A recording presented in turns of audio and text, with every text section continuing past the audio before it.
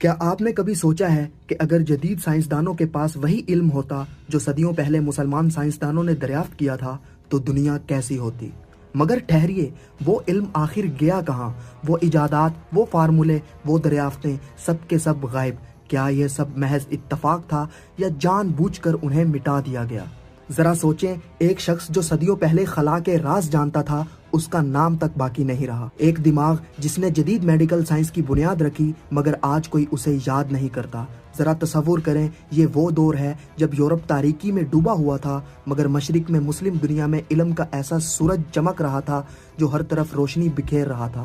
Baghdad, قرطبہ، دمشق یہ صرف شہر نہیں بلکہ علم و حکمت کے قلعے تھے جہاں سائنسدانوں، فلسفیوں اور ماہرین فلکیات کی محفلیں جمی رہتی تھیں۔ ابن الہیثم، جابر بن حیان، الرازی، ابن سینا، یہ وہ نام تھے جو علم کی دنیا میں انقلاب برپا کر رہے تھے، مگر پھر اچانک سب ختم ہو گیا۔ 1258 میں ہلاکو خان کے لشکر نے بغداد میں ہزاروں کتابیں، صدیوں کی تحقیق سب دریا میں بہا دیں۔ کہا جاتا ہے کہ حملے کے بعد کئی دنوں تک دریائے دجلہ کا پانی سیاہ رہا۔ یہ کہانی صرف بغداد تک محدود نہیں تھی، اندلس میں قرطبہ اور غرناطہ کی لائبریریاں بھی جلا دی گئیں۔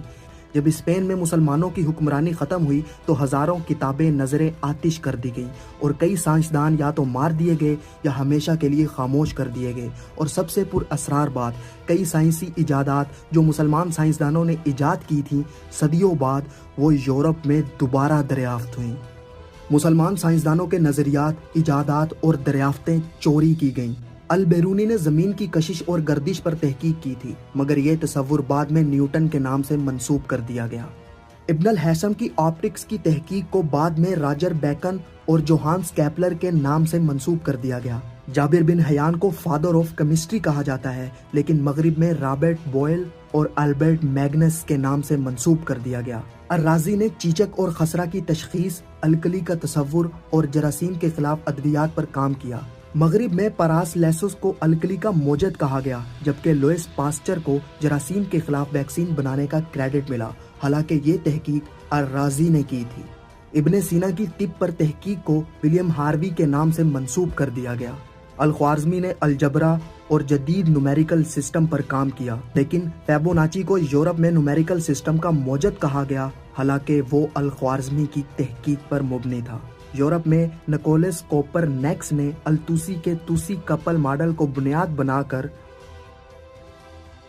ہیلیو سینٹرک ماڈل کی تشکیل کی، لیکن التوسی کا ذکر تک نہیں کیا گیا۔ ابن نفیس نے پھیپھڑوں میں خون کی گردش، پلمونری سرکولیشن کا نظریہ دیا، جبکہ بعد میں